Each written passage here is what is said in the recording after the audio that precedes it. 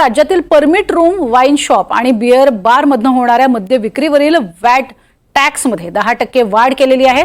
तसंच परवाना नूतनीकरण शुल्कातही वाढ झाली आहे। याचा निषेध करण्यासाठी आणि अनधिकृत मद्य विक्रेत्यांवर कारवाई करण्यात यावी या मागणीसाठी राज्यातील अनेक जिल्ह्यांमधील परमिट रूम, वाईन शॉप आणि बियर बार व्यावसायिक मद्य विक्री बंद आंदोलन करणार आहेत। अधिक माहिती घेऊयात प्रांजल कुलकर्णी यांच्याकडनं। प्रांजल, ही जी वाढ आहे अर्थातच टक्केवारीतनं होणारी जी वाढ आहे ती तर आहेच, पण त्याबरोबरीनं अवैधरित्या होणारी मद्य विक्री हा सुद्धा तितकाच महत्त्वाचा विषय आहे। काय अधिक माहिती? आपण फक्त नाशिक जिल्ह्याचाच विचार केला तर नाशिक जिल्ह्यातील आज जवळपास 1000 हॉटेल आणि बार रेस्टॉरंट जे आहेत ते बंद हे असणार आहेत। यामागे खरं तर त्यांच्या प्रमुख 2 मागण्या देखील आहेत। त्यांनी याआधी देखील म्हणजे आता अजित पवार यांच्याकडे हे खातं आहेत, सरकारला देखील आधी त्यांनी निवेदन दिलं होतं, मात्र त्या मागण्या पूर्ण झाल्या नसल्यामुळे आज त्यांनी हा बंद पुकारण्याचा निर्णय घेतला आहे। माझ्यासोबत आता नाशिक जिल्हा हॉटेल बार अँड रेस्टॉरंटचे अध्यक्ष आहेत संजय चव्हाण, त्यांच्याशी आपण बोलूयात। आपण काय नक्की मागण्या आहेत तुमच्या? आमच्या प्रमुख मागण्या 2 आहे का जो 10% जो वॅट म्हणजे टर्नओव्हर टॅक्स लावलेला आहे, हा इतर कोणत्याही राज्यात हॉटेलला टॅक्स लावलेला नाही। हा टॅक्स रद्द करून त्या ठिकाणी फर्स्ट पॉईंटवर तो टॅक्स लावण्यात यावा।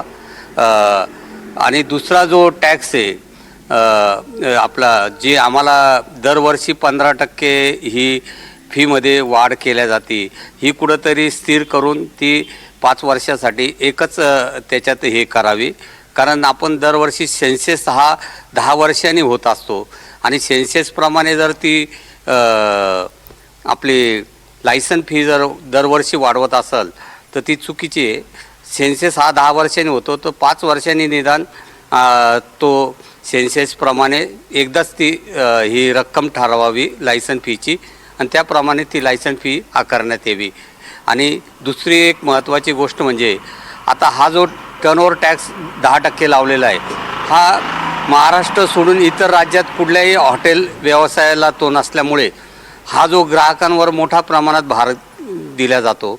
कारण महाराष्ट्रात जवळजवळ 20,500 हॉटेल रेस्टॉरंट बार आहे आणि 20,500 आणि वाईन शॉप असतील, आपले देशी दारूचे म्हणजे CL3 देशी दारूचे दुकानं असतील, इतर ठिकाणी म्हणजे बिअर शॉपे असतील, याला हा टॅक्स लावलेला नाही, फक्त हॉटेललाच हा टॅक्स लावलेला आहे।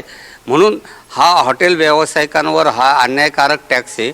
म्हणून आमचं म्हणणं आहे का फर्स्ट पॉईंटवर हा 2% जरी टॅक्स लावला तर आत्ता जो शासनाचा महसूल जमा होतो तो दुप्पट-तिप्पट प्रमाणात जमा होऊ शकतो आहे।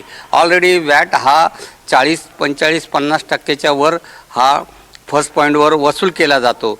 फक्त त्याच्यात ॲडिशनल जर आता हा जे काय हॉटेल व्यावसायिकांकडून ॲडिशनल जो वॅट टर्नओव्हर टॅक्स वसूल केला जातो, हा रद्द करून हा फर्स्ट पॉईंटवर देण्यात यावा। तर एकंदरीतच हा जो टॅक्स आहे तो रद्द करण्यात यावा अशी त्यांची मागणी आहे। त्यामुळे एकंदरीतच आज आपण बघितलं तर अनेक जिल्ह्यांमध्ये बंद हा पुकारण्यात आला आहे। उपमुख्यमंत्री अजित पवार यांच्याकडे हे आता खातं आहे, त्यामुळे आता त्यांच्या मागणीचा कसा विचार अजित पवार करत आहेत ते पाहणं महत्त्वाचं ठरणार आहे। नक्कीच, तुर्तास धन्यवाद या संपूर्ण सविस्तर माहितीसाठी प्रांजल।